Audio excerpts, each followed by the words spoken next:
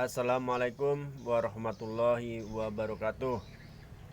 Om Swastiastu, Namo Buddhaya, salam kebajikan. Salam kenal, saya Sukardi dari PDI Perjuangan Kabupaten Pasir. Mohon maaf kepada Bapak Ibu sekalian, rekan-rekan seperjuangan. Saya baru bisa bersilaturahmi dengan Bapak Ibu sekalian lewat media online ini. Insya Allah kita akan berjumpa, bisa bertatap muka, bisa bersilaturahmi secara langsung pada kesempatan yang akan datang. Banyak yang bertanya apa yang mendasari atau memotivasi saya untuk menjadi caleg DPRD Kabupaten Pasir periode tahun 2024 sampai dengan tahun 2029. Bapak Ibu, kita telah banyak belajar dengan masa lalu. Ya, kembali saya tegaskan, masa lalu adalah spion kehidupan yang harus kita perhatikan. Bagaimana kita dulu pernah sama-sama berjuang, sama-sama memilih figur ataupun orang yang kita rasa tepat. Tetapi ternyata orang tersebut acuh tak acuh atau tidak memperhatikan kepada aspirasi ataupun kepentingan kita semua. Pada dasarnya kita memilih bukan karena terpaksa, kita memilih dengan sukarela, kita memilih dengan memberikan amanah kepada seseorang untuk menjadi wakil kita, untuk berjuang, untuk menegakkan keinginan, aspirasi, dan tujuan yang selama ini belum bisa kita capai di daerah kita. Sebagian daripada mereka yang telah berhasil menduduki kursi DPRD Kabupaten Pasir, banyak di antara mereka yang bisa dibilang cenderung lupa. Mereka melakukan kunjungan 5 tahun sekali, yaitu ketika masa-masa mau kampanye ataupun turun gunung. Sementara waktu-waktu yang lainnya kita banyak ditinggal ataupun dilupakan. Nah, kami mengharapkan hal ini tidak akan terjadi lagi, Bapak Ibu. Kita berharap kita bisa sama-sama berjuang, sama-sama berusaha untuk mencapai tujuan kita bersama.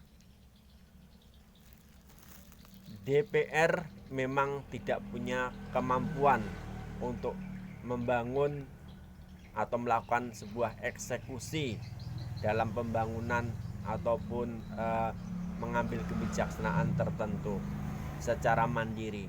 Tetapi DPRD bisa memberikan warna pada pemerintah dengan beberapa pekerjaan yang mereka lakukan, antara lain dalam hal regulasi, menentukan aturan-aturan. Dia akan bekerja sama dengan pemerintah, menggodok perda-perda dan lain sebagainya. Itu akan ada campur tangan daripada DPRD ataupun wakil-wakil dari Bapak Ibu sekalian bersama dengan Bupati.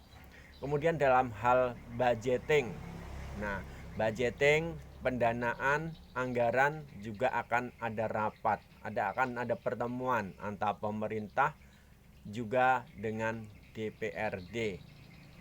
Nah, prioritas mana, daerah mana yang ingin dibangun, ingin dimajukan, ingin dibikin menjadi lebih baik dalam waktu yang dekat atau mendesak.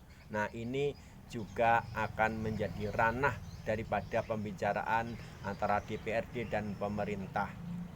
Kemudian DPRD juga mempunyai fungsi kontrol, artinya DPRD ini bisa menegur ataupun juga memberikan masukan kepada pemerintah tentang hal-hal yang dianggap perlu, hal-hal yang dianggap tidak perlu, hal-hal yang utama ataupun yang tidak utama untuk segera dieksekusi dalam sebuah pengerjaan ataupun sebuah proyek yang akan dilaksanakan oleh pemerintah. Juga DPRD mempunyai sebuah hak untuk mendapatkan aspirasi atau dana aspirasi yang bisa dipakai untuk membangun daerah partisipan kita. Jadi ketika Bapak Ibu contoh kata memilih saya dan kebetulan saya terpilih, maka saya mempunyai hak daripada itu semua. Ada anggaran yang bisa kita kucurkan untuk membangun daerah kita yang namanya dana aspirasi. Nah, ini Bapak Ibu. Jadi ketika kita bicara tentang DPRD ini bukan semata-mata rutinitas 5 tahunan.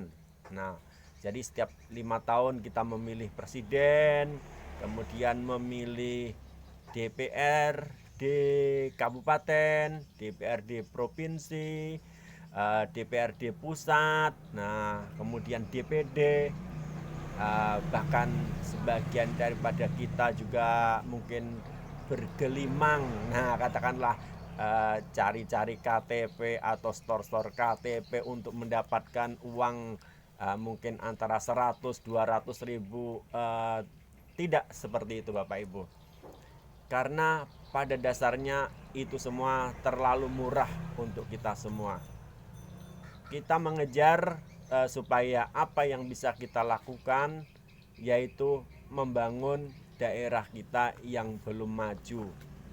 Nah, di mana wakil-wakil terpercaya Bapak Ibu itulah yang akan mengusulkan.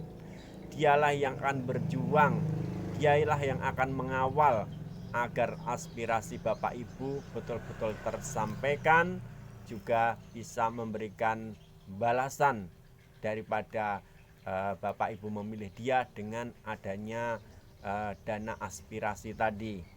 Nah, ini semua hanya bisa terwujud, ini semua hanya bisa kita lakukan, kita dapatkan ketika Bapak Ibu, kita sebagai warga masyarakat mempunyai wakil-wakil ataupun pemimpin-pemimpin yang amanah, yang bukan saja mementingkan kepentingan pribadi ataupun golongan, tetapi betul-betul mengutamakan kepentingan masyarakat. Bapak Ibu sekalian yang saya hormati, mungkin saya sudah terlalu banyak bicara pada kesempatan ini, tetapi memang itulah realita yang ada saat ini. Banyak orang berkeluh kesah, banyak orang merasa frustasi, merasa kecewa. Kenapa? Karena pemilihan yang lalu ataupun saat ini mungkin saja akan sama seperti yang lalu-lalu.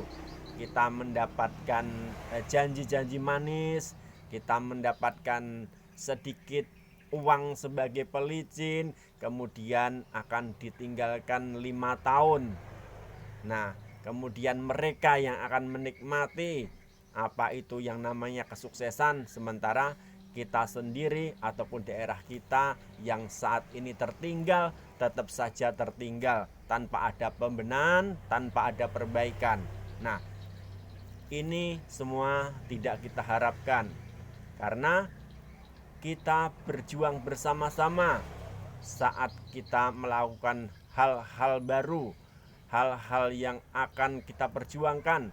Ini kita lakukan secara bersama, di mana dukungan Bapak Ibu semua sangat diperlukan. Nah, Bapak Ibu sekalian, PDI Perjuangan saat ini terus mendorong agar apa-apa yang telah dilakukan oleh Presiden kita Bapak Insinyur Haji Joko Widodo terus berkelanjutan.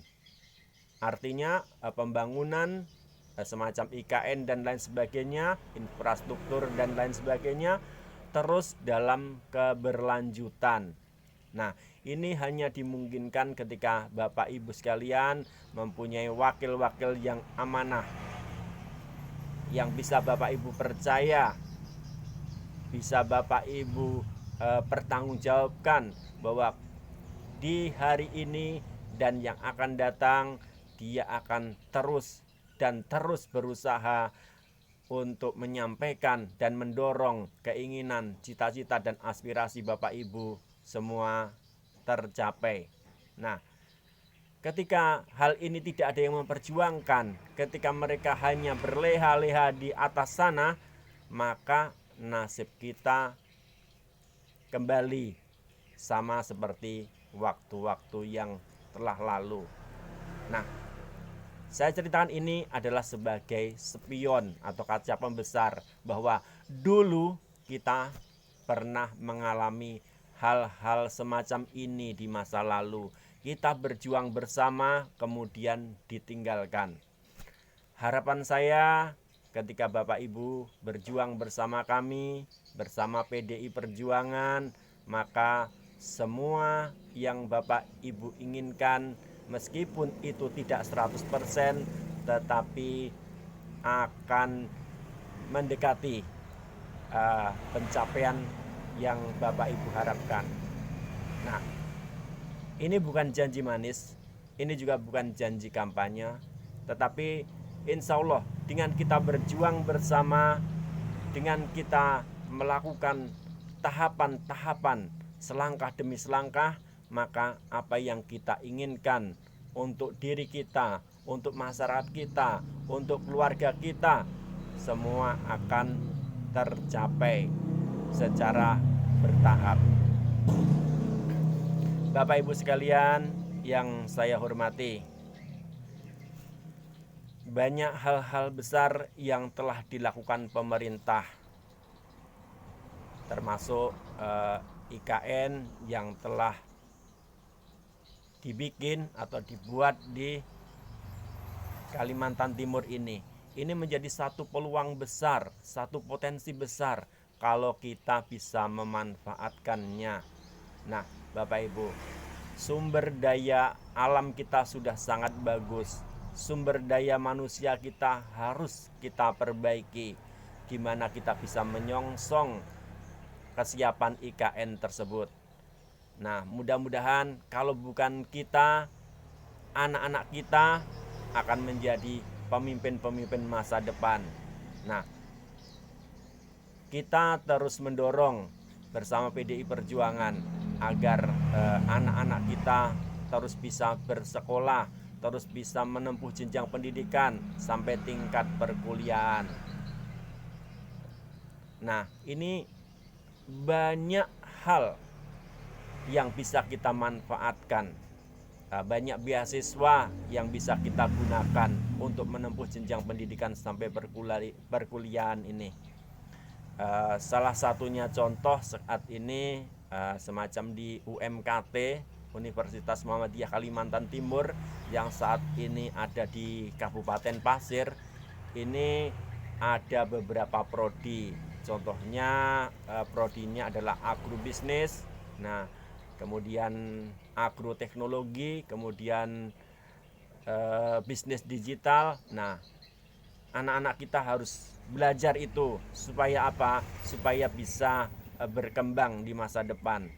Dia adalah calon-calon pemimpin masa depan. Nah, di sana yang saya jumpai, kita bisa menyekolahkan atau menguliahkan anak-anak kita secara gratis lewat program beasiswa. Nah, contoh anak saya sendiri juga masuk di UMKT, prodinya agrobisnis. Nah, kemudian dia juga ngambil beasiswa. Ketika saya tanyakan bagaimana keadaan mahasiswa-mahasiswa di sana, dia cerita bahwa mereka sangat senang di UMKT. Nah, di UMKT mereka mendapatkan beasiswa, nah, dari pemerintah. Nah, semacam ini banyak yang bisa kita manfaatkan untuk keberlanjutan pendidikan kita. Nah, supaya apa? Supaya anak-anak kita bisa menjadi pemimpin-pemimpin masa depan, Bapak Ibu. Nah, nanti kita upayakan untuk mencari beasiswa-beasiswa. Setiap informasi ataupun eh, cara atau tata cara untuk mendapatkan beasiswa ataupun mungkin waktu-waktunya, nah nanti bisa kita infokan Bapak Ibu. Nah, ini untuk beasiswa. Kemudian bagi Bapak Ibu yang punya anak-anak yang eh, kurang mampu, kemudian dia ingin bersekolah, tidak punya biaya dan lain sebagainya, eh, kita juga ada bergabung dengan pondok pesantren Hubul Waton. Nah, di pondok pesantren tersebut Bapak Ibu bisa mengirim anak-anaknya untuk sekolah atau untuk mondok di situ secara gratis tanpa dipungut biaya. Nah, Bapak Ibu, sekolah atau pendidikan adalah gerbang menuju kesuksesan, gerbang menuju perubahan nasib, ya. Jangan sampai anak-anak kita tidak sekolah, jangan sampai anak-anak kita tidak berpendidikan.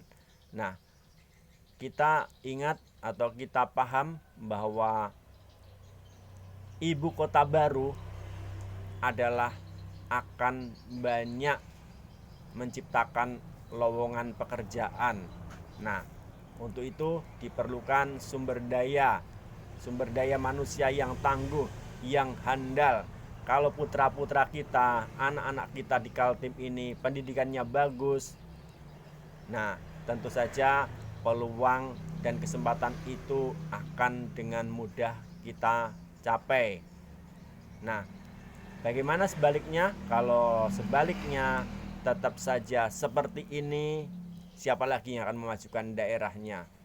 Tetap saja kita tidak punya keterwakilan yang bagus di tingkat DPRD, baik itu DPRD kabupaten ataupun provinsi atau bahkan pusat.